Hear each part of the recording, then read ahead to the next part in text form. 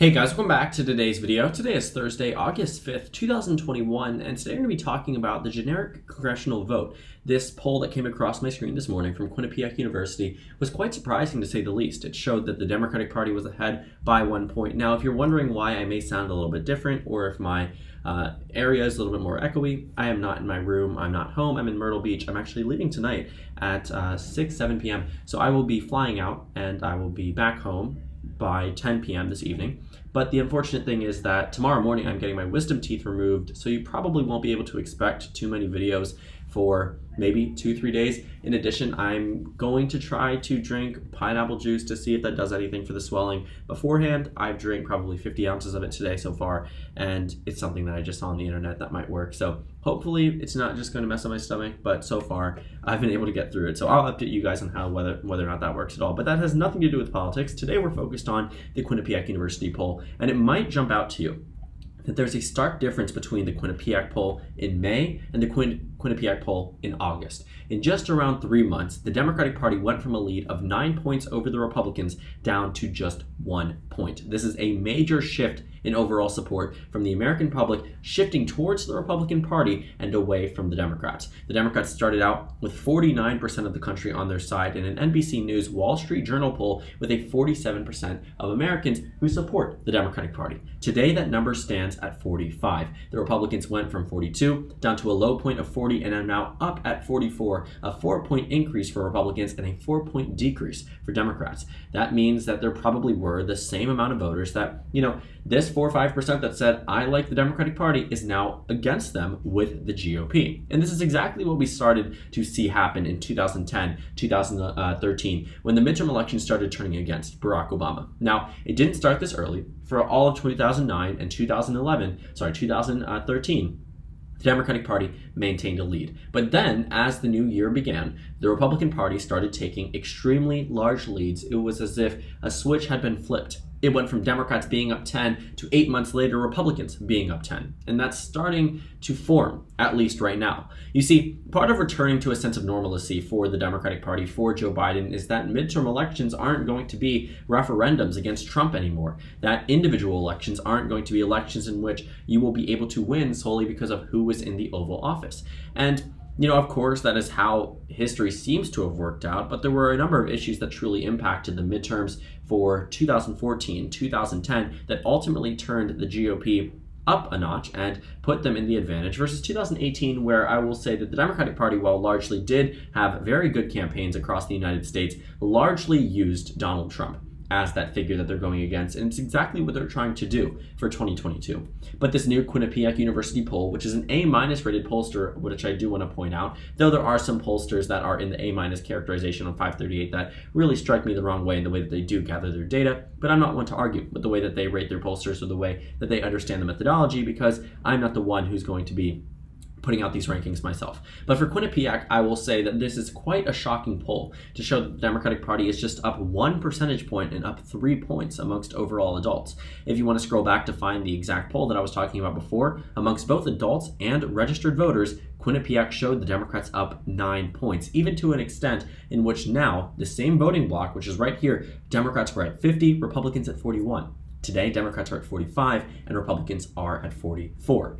And it sort of is just in tune with the fact that right now, looking at the House map, the Democrats aren't favored to win the majority. They aren't favored to retain it at all. You see, the Republican Party has over a 100-seat advantage over the Democratic Party in terms of redistricting control, which puts them in a powerful position well beyond what any type of wave could have helped them with. Because had there not been redistricting, sure, maybe the Democrats could have retained the control of the United States House of Representatives. But as I've been saying for the past couple of months, the GOP is going to win the House majority back in 2022. It's just a question of by how much. If I'm completely wrong about that, then I do apologize, and I will say that that would be completely on me. But what I've seen so far is that the early indications are that the Democrats are not going to retain the House majority. And that's just the unfortunate reality. Returning to a sense of normalcy means that party flip isn't going to be retaining with the Democratic Party just because Donald Trump seems to be still re-emerging in politics. Regardless, Joe Biden is the president of the United States. His approval rating has a direct correlation with the generic ballot. For a president who was up 20 points back in January, February, is now down,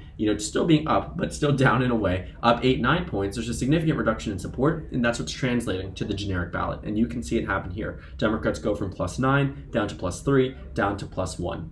While it does very much depend on the poll that you're looking at, there really haven't been too many similar numbers back to 2017, 2018 time period. I mean, the Democrats might have started out like that back in the beginning, larger leads, but now you're starting to see more and more polls show the Democrats ahead by just 1, 2, 3 points. You've seen some polls that show them actually even. Also, I do apologize if you hear any background noise. I'm not recording in my room. We checked out at 11. I'm actually in the business center here, so I'm trying to record wherever I can just because I want you guys to get this content out, and I also have a couple of very important topics to talk about over the next couple of days, which I might not be able to get to because of my wisdom teeth, but I do want to address that once I do return. So I'm trying to get this one out of the way. And also, it's just something that really struck me as a very big negative result for the Democratic Party. And the forecasters already say that the Democratic Party is not going to retain the majority in 2022. This is the pluralvote.com forecast, which actually had a bit of a left-leaning bias, or not bias, but left-leaning advantage for the Democrats back in 2020 when they predicted the map itself. They showed that Joe Biden was going to win around 321 electoral votes. It was actually a very similar map to the one that I had put out. And, I will admit that my results, my predictions in 2020 did skew towards the left wing. I don't think any of us really saw the House majority really narrowing up so significantly to a point where it was just within negligible amount of seats in order for the Republicans to regain control. But now plural vote, even as an institution that does in the past sort of lean towards the left, still shows that the GOP will be will be reclaiming the House majority in the states around the nation. I mean, they see a full Republican delegation in Iowa. They currently have one Democrat. After 2018, they had 3 Democrats. They are starting to see pickup opportunities for your Republicans in California, in New Jersey, in New York, across the United States, where Democrats otherwise did better in 2020, did exceptional in 2018, that are just going to fall flat on their faces in 2022. And the other thing is that this is also bad news for the Democratic Party. Because redistricting hasn't been finalized, this is before the Republican Party is able to exert such of an advantage after the 2020 elections, meaning that already, no matter what you're looking at, Republicans are in the lead. Republicans are in this position where, because these states are going to be redistricted, already they start out with an advantage over the Democratic Party, and it will only continue to expand as you start to see more and more states finalize their congressional districts, finalize their all-Republican delegations, finalize whatever they can in order to ensure the Democrats win the least amount of House seats in 2022. And the thing about the generic ballot is that it is equally important to point out that just because the Democrats are ahead in the generic ballot does not mean they will win the majority.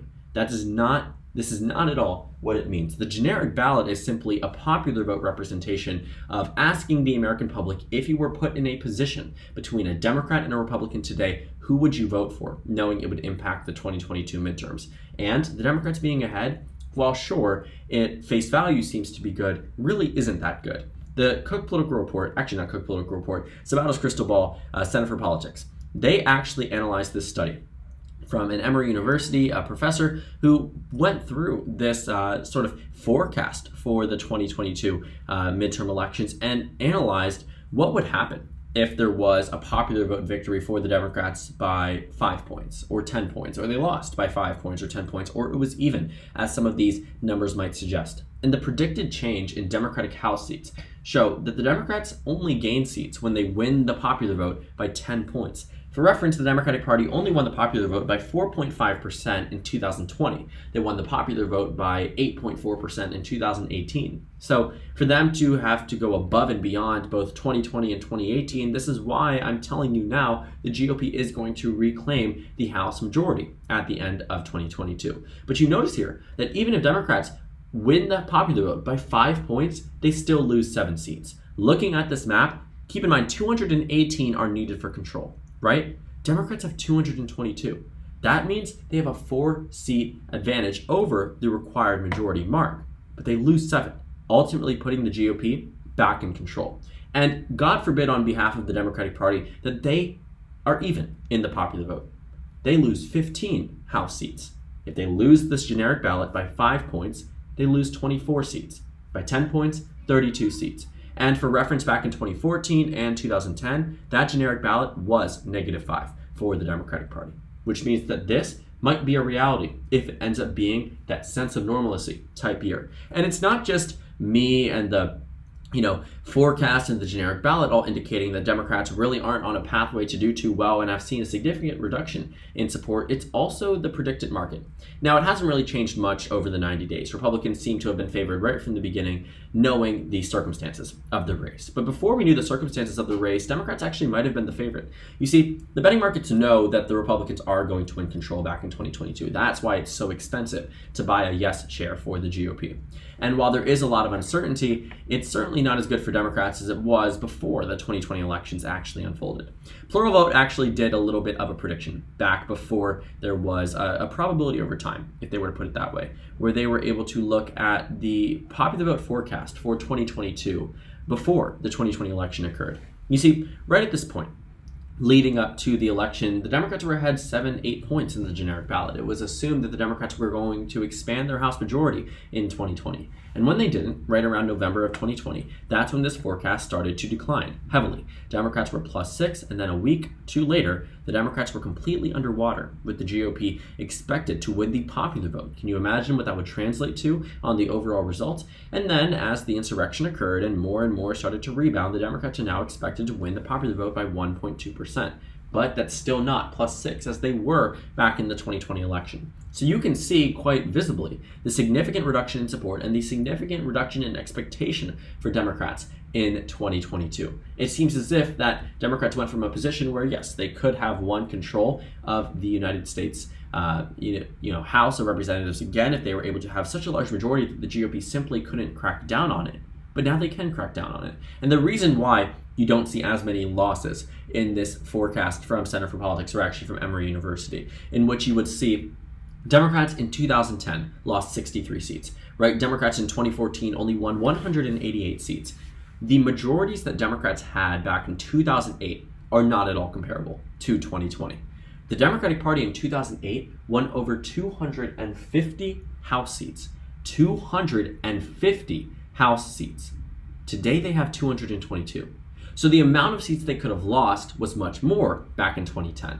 But that 32 negative number, just by losing the popular vote by 10 points, add another 30 if this was the circumstance of the 2008 to 2010 midterms. Because looking at what happened in 2010, yes, it was a major reduction in overall control and support for the Democratic Party, but it's because they had more seats. Just because there won't be as many losses for Democrats in 2022 doesn't mean it's just a less inconsequential type of election year, because Democrats might end up with the same amount of seats after 2022 as they were in 2010 and potentially even 2014. So all in all, I think that this is a combination of really the Democratic Party trying to put Donald Trump in front of every single thing that they can. And while that was an effective message in 2017, 2018, 2019, and 2020, it shouldn't be utilized in 2021. And they've already started to do so in the Virginia gubernatorial race, in the New Jersey gubernatorial race, in a number of congressional districts with their special elections. They are trying to use Donald Trump as a figure. And while it may work with certain states, such as New Jersey or Virginia, already states that have Democratic advantages, it might not work, especially in swing districts where Donald Trump was losing the suburban vote, which Democrats don't seem to be winning back due to a number of different policy issues, even issues that Democrats traditionally are able to use to their advantage, such as education and equity. But looking at Donald Trump being the center front of the Democratic Party campaign, you really ask the question, what else do they have towards their strategy? Chuck Schumer and the Democrats seem to have come together to realize that talking about COVID-19 won't necessarily be the best thing to talk about in the future. So they've sort of shifted the idea of the stimulus checks to things that could go beyond COVID-19. And that seems to be something that resonates well with the American public. The American public today, 60% plus approve of the infrastructure bill, but that doesn't mean it's going to pass. There are a lot of questions that need to be all said and done resolved in order for Democrats to have major wins. and have ammunition against the GOP beyond using Donald Trump as an example. And while Democrats may have been able to ride that wave of the insurrection and the COVID-19 stimulus checks and Joe Biden as a popular president through May, as you saw with the Democrats up 9 points back then, today that reduced down to just a 1-point advantage from the same exact pollster, the same A- rated pollster. So all in all, what do I see here? The Democrats seem to be losing their base. It's not that the GOP is making major gains, more so that Democrats are shifting people away from them, whether they are not passing things in Congress, whether they are not listening, as people say, within the issue of education, whatever it might be. The American public seems to be pushing away from Democrats at an earlier rate than 2010 for those midterms, than 2014 for those midterms. And Democrats need to be worried because they cannot win the House majority in 2022 with such numbers. In fact, winning that generic ballot by 1 point will probably lose them a minimum of 14 seats. And that's just under the assumption that it isn't a wave year. This is analyzing things as just a standard type of midterm year. If the GOP gains momentum, Democrats are in for some major losses across the House. So thank you guys so much for watching this video. Make sure to comment down suggestions below. Subscribe on the left if you haven't already, and check out the Instagram and Twitter. At the bottom left of the screen, there's also a Discord server for you to go ahead and join. On the screen, there's a video you can watch, and then a playlist for my 2022 midterm election analysis videos. Again, thank you guys so much for watching, and I will see you all later today.